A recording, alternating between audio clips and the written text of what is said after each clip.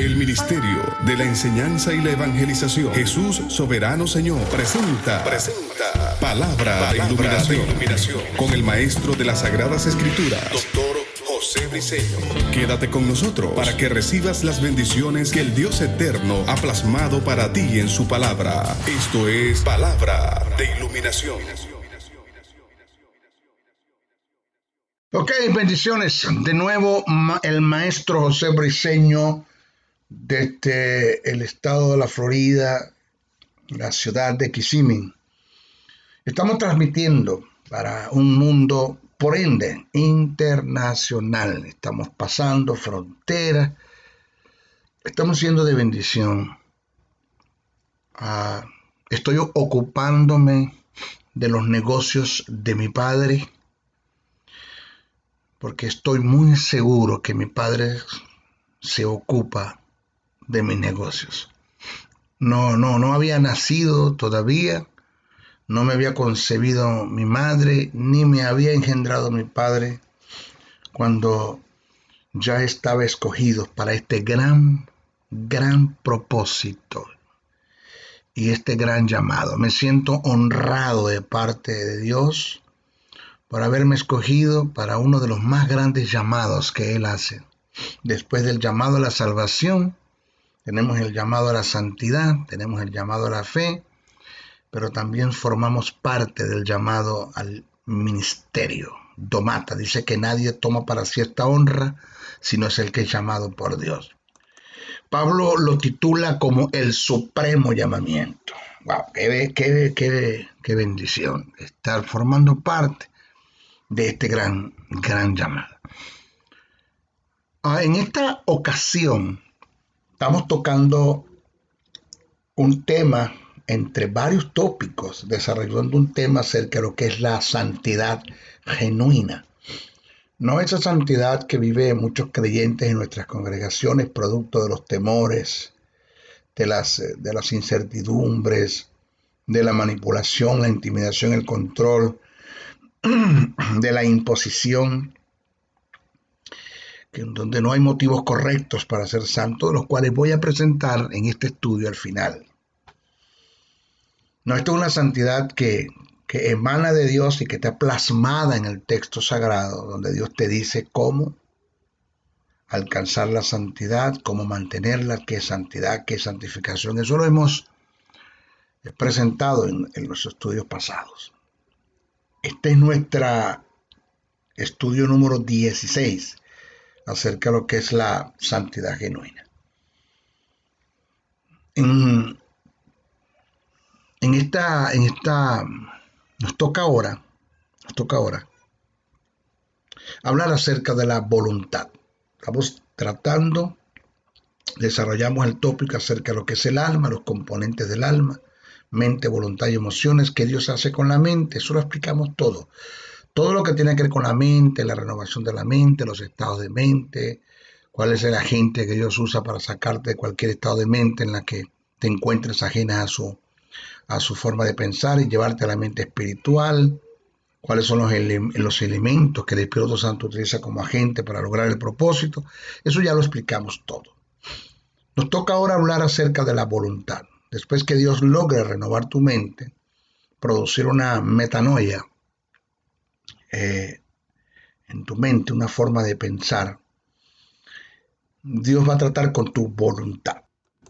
Para tener mayor comprensión de la voluntad como componente del alma, debemos hacer un análisis del contraste que hay entre la voluntad y la predestinación. Pensamiento que atenta en lo absoluto contra el libre albedrío. ¿Es eso verdad de la predestinación? Es bíblico, es escritural, lo contempla el texto sagrado. Hablaron los apóstoles, Jesús, los profetas, en relación a la predestinación. Vamos a ver de dónde sale esto de predestinación. Ese término predestinación es compuesto del latín, que es teológico, no exegético, no es bíblico, originalmente no aparece en las Sagradas Escrituras. Y ese término predestinación, que indica destinar, propiamente predestinar, escoger, anticipar las cosas antes de su existir. Pero la predestinación está en total contraste con el determinismo. Si hay determinismo, no hay predestinación. Si hay predestinación, no hay determinismo. Repito, la predestinación está en total contraste con el determinismo. Igual llamarlo el libre albedrío. La predestinación alega que el hombre negativamente no tiene poder para tomar decisiones en su vida. Porque si hay predestinación, no hay libre albedrío, y si hay libre albedrío, no hay predestinación. Entonces la predestinación alega que el hombre no tiene poder para tomar decisiones en su vida, ya que Dios predeterminó en la eternidad pasada lo que sucede en la eternidad presente y lo que sucederá en la eternidad futura. La predestinación alega en forma tácita que el hombre no tiene control absoluto de sus acciones ni de las consecuencias de ellas, que solo Dios en su soberanía es el causante y el culpable del destino del hombre, independientemente cuál sea su género. O sea, todo este pensamiento que tiene su origen en Platón, filósofo de la mitología griega, y divulgado por San Jerónimo de Estridón en la Vulgata latina, está en contraste con el pensamiento de Dios y el contenido de las Sagradas Escrituras concerniente al testimonio de Dios. Surge la pregunta, maestro, ¿cómo se debe entender el pensamiento de Pablo escrito en la carta a los Romanos, en el capítulo 8, verso 29 al 30, y en Efesios, el capítulo 1, verso 4 al 5, que presenta la supuesta predestinación del hombre? ¿Cómo entendemos eso? Bueno, escuche bien, preste mucha atención, que le voy a enseñar verdades del reino, lamentándolo mucho de cosas que están escritas, plasmadas en diferentes versiones, más aún de las que emanaron de la Vulgata latina, versión que se inventó San Jerónimo de Estridón de la Septuaginta. Vamos a ver. San Jerónimo de Estridón tradujo el Nuevo Testamento del griego al latín, que es lo que se conoce como la Vulgata latina, y colocó el término predestinación en relación a la salvación, como una escogencia anticipada de Dios. O sea, Dios escogió los que habían de salvarse y los que habían de perderse, punto. Indica que los que Dios escogió para perderse, por mucho que se les predique el evangelio, no se van a salvar. Aquí el problema lo tiene Dios, la esquizofrenia la tiene Dios, la bipolaridad la tiene Dios, el destino de los que se perdieron, Dios lo tiene, Dios es el culpable de los que se perdieron, según este pensamiento. Vamos a ver. Entonces, vuelvo a repetir, San Jerónimo de Estridón tradujo el Nuevo Testamento del griego al latín, que es la Vulgata latina, y colocó el término predestinación en relación a la salvación, como una escogencia anticipada de Dios de los que deberían ser salvos y en su defecto de los que se van a perder. Esto lo hizo inducido por San Agustín en el siglo V e inspirado por la filosofía platónica, pero la verdad del caso es que el término que utilizó Pablo en sus escritos originales para referirse a la supuesta predestinación fue prorizo, P-R-O-O-R-I-Z-O-O, prorizo, que indica, oiga, convocar, invitar, propiamente llamar. ¿Qué indica prorizo? Convocar, invitar, propiamente llamar. Por lo cual el texto reza como sigue. ¿Cómo se debe entender Romanos 8, 29 y 30 y Efesios el capítulo 1, verso 4 al 5? Mire, primero, cito Romanos 8, 29 y 30. Dice así, tal como está en la Septuaginta, así, presta atención. Porque a los que antes conoció, también los predestinó, dice la Vulgata Latina, pero en la Septuaginta dice así, porque los que antes conoció también los invitó, los convocó, en su más amplio concepto los llamó. Sigue, para que fuesen hechos conforme a la imagen de su Hijo, para que Él sea el primogénito entre muchos hermanos. Y a los que predestinó, dice la Vulgata Latina, pero la Septuaginta dice, y a los que convocó e invitó, a estos también llamó. A los que llamó, a estos también justificó.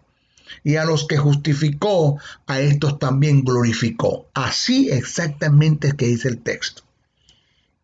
Te lo voy a leer como está en la Septuaginta. Dice, porque a los que antes conoció, también los invitó, los convocó, en su más amplio concepto los llamó, para que fuesen hechos conforme a la imagen de su Hijo, para que Él sea el primogénito entre muchos hermanos. A los que convocó e invitó, a estos también llamó. Y a los que llamó, a estos también justificó. Y a los que justificó, a estos también glorificó. Mire cómo cambia el sentido de lo que es el predeterminismo que aparece originalmente en la Septuaginta y mire cómo cambia el sentido de la predestinación como aparece en la Vulgata Latina. Un contraste totalmente donde según la Vulgata Latina, cuando colocaron el término predestinar, le echan la culpa a Dios todas cosas buenas y todas cosas malas que vengan al mundo. Pues independientemente de lo que esté pasando, el hombre no tiene decisión de elección ni determinación, simplemente él fue escogido para eso y por ahí se mete todo, por ese túnel se meten todos, por ese embudo se meten todos, quieran o no quieran, porque aquí nadie tiene derecho de decidir. Dios decidió que tú te vas a perder y Dios decidió que tú te vas a salvar. Esto es según la Vulgata Latina, cuando usas el término predestinación, pero el predeterminismo que tiene que ver con el libre albedrío del hombre es lo que aparece en la Septuaginta, cosa de la cual te enseña que Dios respeta el libre albedrío del hombre y que es el hombre el que decide si toma o acepta el plan de salvación. Tú lo decides, tú lo tomas o lo dejas. Jesús te coloca una opción. Yo soy el camino, yo soy la verdad, yo soy la vida. Tú decides si te metes por el camino, si aceptas esa verdad y obtienes la vida. Tú decides, porque de tal manera amó Dios al mundo que dio su Hijo unigénito para que todo aquel que en él crea, no para que alguno, para que todo aquel que en él crea. Entonces, ¿vio? Ahora, vamos a leer Efesios 1, el capítulo 4, verso 5. Dice, bendito sea el Dios y Padre de nuestro Señor Jesucristo. Te lo voy a leer como está en la Vulgata Latina y como está en la Septuaginta. Vamos a ver. Dice, bendito sea el Dios y Padre de nuestro Señor Jesucristo, quien nos ha bendecido en Cristo con toda bendición espiritual en los lugares celestiales. Asimismo nos escogió, observa el término escogió, así está en la Vulgata Latina, pero en la Septuaginta dice, asimismo nos conoció y nos vio en Él, en su eterno conocimiento, en su prognosis, dice el texto, desde antes de la fundación del mundo, para que fuéramos santos y sin manchas delante de Él, relativo a la justicia divina, en amor, como dice la Vulgata Latina, en amor nos predestinó, pero la Septuaginta dice, en amor nos llamó, nos convocó, nos hizo la invitación por medio de Jesucristo para adopción como hijos suyos, según el beneplácito de su voluntad. Fíjese cómo cambia todo. Aquí no En el texto original, en el griego koiné, en la Septuaginta, no aparece el término predestinó, sino aparece el término el que Dios te hizo una invitación para que tú aceptases la invitación o la rechazases. O sea que tiene mucho que ver aquí con el predeterminismo, con el libre albedrío de los hombres. Entonces, la verdad del caso es que las Sagradas Escrituras presentan la supuesta predestinación es en relación al plan de salvación, en el cual Dios en su determinada decisión preparó el Cordero como elemento principal para llevar a desarrollar en la eternidad futura la regeneración del hombre en la persona de Jesucristo. O sea que lo que fue determinado según el testimonio del apóstol Pedro fue el plan de salvación. No fue determinado ni fue destinado el hombre para que se salvase o se perdiese, sino fue el plan de salvación. El que el hombre es salvo o se pierde depende del hombre, de la decisión del hombre. Dios respeta eso. Entonces, lo que fue determinado, según el testimonio del apóstol Pedro, fue el plan de salvación en el propósito de Dios para cumplirlo en Jesús, siendo el Cordero el elemento principal como un tipo del antetipo que es Cristo.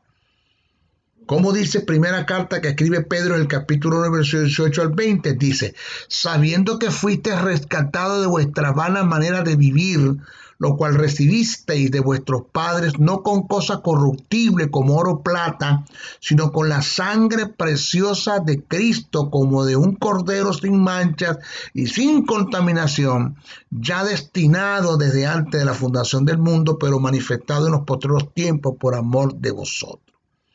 Pedro dice que lo que destinó Dios fue el Cordero como el elemento principal de la salvación y que Cristo estaba en el eterno conocimiento de Dios, pero que no fue predestinado por Dios. El término que Pedro utilizó para referirse al anticipado conocimiento de Dios es prognosis, que es un compuesto pro antes gnosis, conocimiento. Pero si nosotros leemos Hechos, el capítulo 2, versos 22-23, nos presenta otra verdad. Mire cómo dice, varones israelitas, oí estas palabras, Jesús Nazareno, varón aprobado por Dios entre vosotros con las maravillas, prodigios y señales que Dios hizo entre vosotros por medio de él, como vosotros mismos sabéis, a este entregado por el determinado consejo y anticipado conocimiento de Dios, prendisteis y matasteis por manos de inicuos y crucificándolos. O sea que todo esto que hicieron esta gente con Jesús mientras estuvo en la tierra, ya eso estaba en la prognosis de Dios, en el eterno conocimiento de Dios. Pero que eso no tiene nada que ver con predestinación. En conclusión al tópico de la predestinación, si esto fuera una verdad, como lo presenta la Vulgata Latina, y otras versiones que emanan de ella, también lo tenemos escrito así en la Casiodoro de Reina y Cipriano de Valera, habría un contraste con lo que está escrito en Juan 3:16 y segunda de Pedro 3:9. Vamos a ver qué dicen estos pasajes. Juan 3:16, porque de tal manera amó Dios al mundo que ha dado su Hijo unigénito para que todo aquel que en él cree no se pierda, mas tenga vida eterna. ¿Para que qué? Para que todo aquel que en él crea no se pierda, que él cree no se pierda, mas tenga vida eterna. O sea que la salvación es para todo el que cree. No fueron unos escogidos para que se salvasen y otros escogidos para que se perdiesen. Segunda de Pedro 3:9 dice, el Señor no retarda su promesa, según algunos la tienen por tardanza, sino que es paciente para con nosotros, no queriendo, que ninguno, oído, perezca, oído, o se pierda, sino que todos procedan al arrepentimiento para salvación. ¿Cuántos? Todos. Aquí hay que libre albedrío o hay predestinación. ¿Qué hay? ¿Predestinación o predeterminismo? ¿Qué hay acá? Bueno, habiendo hecho un estudio acerca de lo que es el libre albedrío y la predestinación y el libre albedrío, habiendo un contraste entre estos dos, ya estamos claros que no existe tal cosa como la predestinación. Vamos a hacer un estudio acerca de lo que es la voluntad, para que encaje mejor en el sentido teológico. Por eso tuvimos que hacer un estudio antes del contraste que hay entre la predestinación y el predeterminismo y el libre albedrío, que tiene que ver con la voluntad del hombre. La voluntad es la facultad y la capacidad de decisión para determinar una acción. Debemos tomar en cuenta que el hombre está en posición de una voluntad libre. Esto significa que es soberano y tiene una voluntad soberana. No puede forzársele a hacer lo que él desaprueba e imponerle algo a lo que se opone. La voluntad libre significa que el hombre puede escoger lo que quiera. No es un juguete mecánico que otros hacen funcionar, es responsable de todas sus acciones. La voluntad controla desde lo profundo del ser todas las cosas del interior y exterior de él. No es gobernado automáticamente por una fuerza exterior, sino que alberga un principio dentro del cual se determina sus actos. Este era el estado del hombre cuando fue creado por Dios. El hombre que formó el Creador no era algo mecánico. Dios lo hizo un ente moral libre con facultad de elegir y de decidir. Podemos recordar que Dios le dijo al hombre: de todo árbol del huerto podrás comer, mas del árbol de la ciencia del bien y del mal no comerás, porque el día que de él comieres ciertamente morirás. Eso está en Génesis, el capítulo 2, verso 16 al 17. Oígase esto y analice usted el sentido del pasaje, el pensamiento de Dios. De la forma que Dios se lo ordenó fue libre, respetando el albedrío del hombre. Solo lo persuadió y le hizo una advertencia, pero no lo obligó. Él expuso una verdad, no se la impuso. Le expuso una verdad, no se la impuso, y por no haber obedecido, que el obedecer o desobedecer tiene que ver con el libre albedrío, el hombre tuvo sus consecuencias trágicas. Pero Dios no impone su voluntad, ni sus pensamientos, ni sus palabras. Dios la expone. Tú decides si la tomas o la dejas. Dios no manipula, intimida ni controla. Dios persuade en amor, que son dos cosas totalmente diferentes. La naturaleza satánica es manipular, intimidar, controlar, imponer. La naturaleza divina es persuadirte, enamorarte, ganarse tu voluntad. Adán tuvo la oportunidad de escuchar y no comer del fruto del árbol prohibido, pero no quiso escuchar y comió, y ni aun Dios pudo impedírselo. Esto es la voluntad libre o libre albedrío. Señores, Dios pone la responsabilidad de comer o no en el hombre. Dios deja que Él sea el que decida en conformidad con su voluntad, sin ningún obstáculo. Dios no creó un Adán que fuera incapaz de pecar ni rebelarse, puesto que de haberlo hecho, el hombre sería una pieza mecánica. Dios le advirtió, le prohibió y le mandó. Sin embargo, la responsabilidad de escuchar y no se halló en el hombre. Señores, Dios, a causa de su justicia, no quería forzar al hombre a hacer lo que éste no quería hacer. Para que el hombre obedeciera a Dios, se requería la voluntad de hacerlo, puesto que Dios nunca obliga. Él podía emplear varios medios para hacer que el hombre cediera, pero es la ética de Dios, dejar que el hombre determine y haga su propia elección, porque de todo esto le tendrá que dar cuentas a Dios. Señores, la voluntad es tan determinante en la vida de un hombre o de un ser, porque no sé cómo va a caer esto que voy a decir. Esto es falsa doctrina, reprendo al diablo, se equivocó el maestro Briceño. Quizás irán a decir los que tienen los exégetas y los que tienen un doctorado, tú sabes, el maestro se equivocó, pero es Biblia lo que voy a decir ahora. La voluntad es tan determinante en la vida de un hombre y de un ser, porque habla de un ser, maestro, porque aún en este tiempo, actualmente, en las huestes celestiales, entre los ángeles, arcángeles, serafines y querubines, todavía existe el libre albedrío. Todavía el hombre, el ángel, puede tomar decisiones, porque si esos ángeles que están ante la presencia de Dios se están adorando como un muñeco, como una marioneta o como una máquina, pues lo que están haciendo no se le cuenta adoración, porque la adoración es algo que tiene que emanar de mi voluntad, de mi deseo, de mi querer. Yo decido adorar, yo decido honrar a Dios. Si no, no se cuenta como adoración. Maestro, ¿quiere decir que puede haber una segunda rebelión en el cielo, en las huestes celestiales? Sí, puede haberla. ¿Y por qué no la ha habido? ¿Y quién va a rebelarse en contra de Dios con el ejemplo tan trágico y tan de desgracia en la que está Satanás ahorita, que está destinado al infierno? ¿Quién se va a rebelar? Nadie. ¿Ya?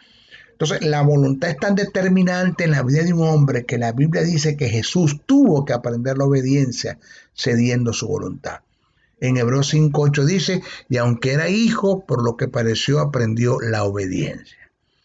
Mis hijos, debemos tomar en cuenta que Jesús como verbo sabía lo que era la obediencia, pero no sabía lo que era obedecer. Eso fue lo que aprendió, y al experimentar la obediencia entregó la voluntad, según Mateo 26, 39, 42, Marcos 14, 26, Lucas 22, 44.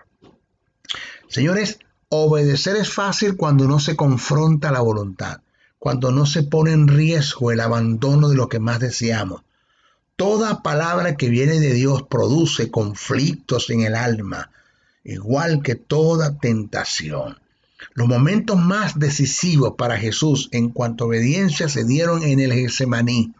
En su más íntimo deseo estaba evitar la copa, que equivale al sufrimiento. Aunque la copa implicaba un sacrificio, era más importante ceder a Dios su voluntad y entender y entrar en obediencia. Por eso digo, y con experiencia te lo puedo afirmar, que el obedecer es fácil cuando no se corren riesgos, cuando no se tiene nada que perder, cuando no hay nada a lo cual renunciar. Qué difícil y duro es la obediencia que implica la entrega de la voluntad cuando se pierde todo para ganarlo a Él. Lo que debemos tomar en cuenta es que en el principio de Dios, cuando se gana, pierdes. Y cuando pierdes, ganas. Cuando ganas, pierdes. Y cuando se pierde, ganas. Mateo, el capítulo 16, verso 25 al 24, te encierra una gran verdad. Dice, si alguno quiere venir en pos de mí, niéguese a sí mismo, toma su cruz y sígueme. Porque todo aquel que quiere salvar su vida la perderá. Y todo aquel que pierde su vida por causa del reino de mí la hallará. Observa que en lo físico y secular se gana ganando y se pierde perdiendo. En Dios, cuando ganas pierde y cuando pierdes gana. Para Abraham no fue fácil la obediencia cuando Dios le demandó la entrega de su hijo. Pero Abraham, por obediencia, cediendo a Dios su voluntad, entregó a su hijo dispuesto a perderlo, donde en sentido figurado lo había perdido, pero en respuesta a su obediencia Dios se lo entregó. Fíjese lo que dice Hebreos 11, 17, 19. Por la fe Abraham, cuando fue probado, ofreció a Isaac, y el que había recibido la promesa ofreció a su unigénito, habiéndole dicho en Isaac, te será llamada descendencia, pensando que Dios es poderoso para levantarlo aún de entre los muertos, de donde en sentido figurado también lo volvió a recibir. No olvides esta verdad y este eslogan: nada de lo que perdamos por causa de Dios se le puede llamar pérdida, todo es ganancia. Llegarán momentos decisivos a tu vida o a nuestra vida donde Dios demandará obediencia, momentos donde vas a entrar en conflicto, en el cual tienes que desprender de tu alma lo que más amas y deseas, sean tus bienes, una posición, un ser amado. Por esta razón, para entrar en obediencia, se debe producir en nuestra voluntad lo que se conoce como el quebrantamiento. Mire esta verdad verdadera, absoluta, que está en el texto sagrado.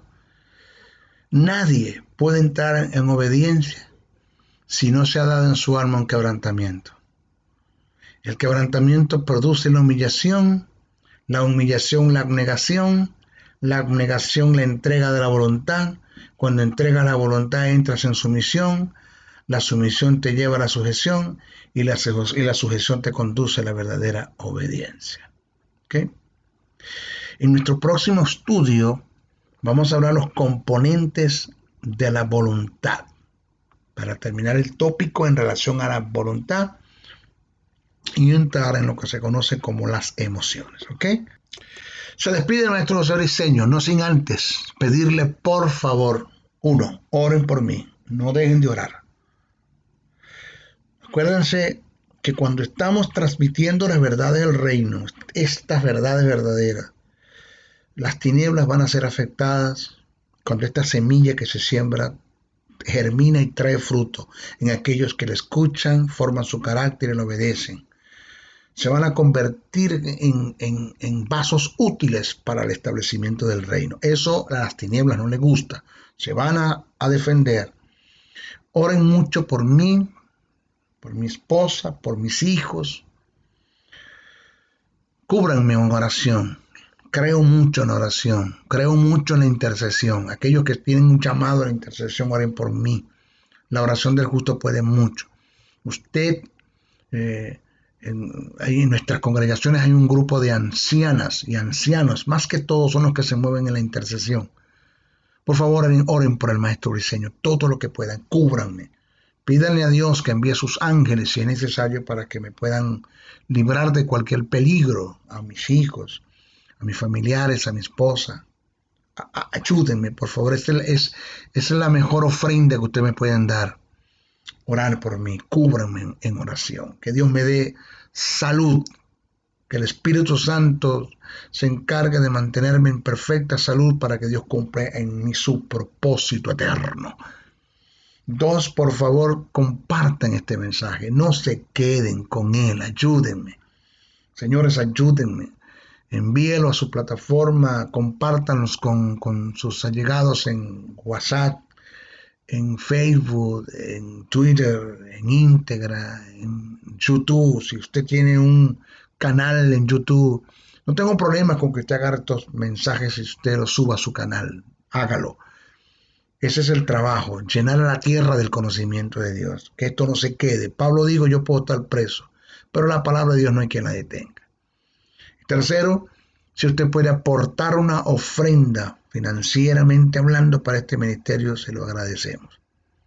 Tengo muchos discípulos a nivel nacional e internacional que si cada uno de ellos aportara $1 por lo menos, de tantos que tengo, que pasan pero de millones, entre los que tengo y los que se multiplican de los que tengo, si cada uno aportara $1 para este ministerio, pues nosotros viviésemos una vida de solvencia en el ministerio total y completa. Hay momentos difíciles en nuestro ministerio, el apóstol Pablo lo dijo, hay momentos de abundancia, momentos de escasez.